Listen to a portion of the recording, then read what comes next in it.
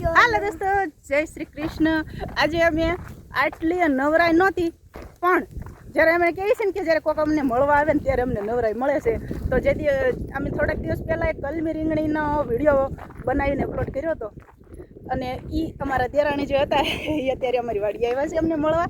તો વરસાદ તો જો કે હોય ને તો જ અમને ખેડૂને નવરાઈ મળે. વરસાદ ન હોય ત્યાં લગી અમારે કામ જ ન ખૂટે. કાંટા હશે કપમાં કાંટા, કારણ કે જો આ ઝાડ છે કાંટાવાળું, એટલે પગમાં ધ્યાન રાખવું પડે.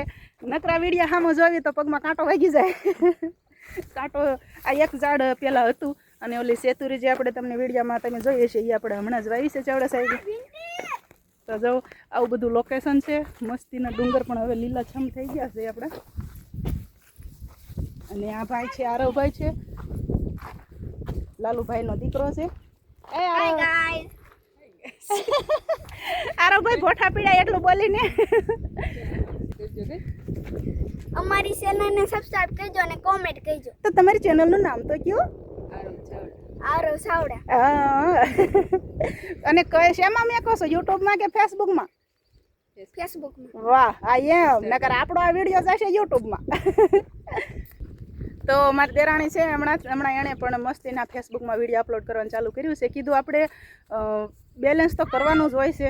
મહિને ને મહિને 400 રૂપિયા તો ઓલરેડી આપી જ દેવાના હોય છે. તો 400ના સામે 4000 આવે એવું કંઈક કરવી ને આપણે, તો ઘરમાં આપણા પતિદેવને પણ થોડીક મદદ થાય, અને આપણો હાથ છૂટો રહે. જ્યાં વાપરવું હોય ને ધમધમાટી વાપરવા મળે. સાચું ને સતું? હા એમ.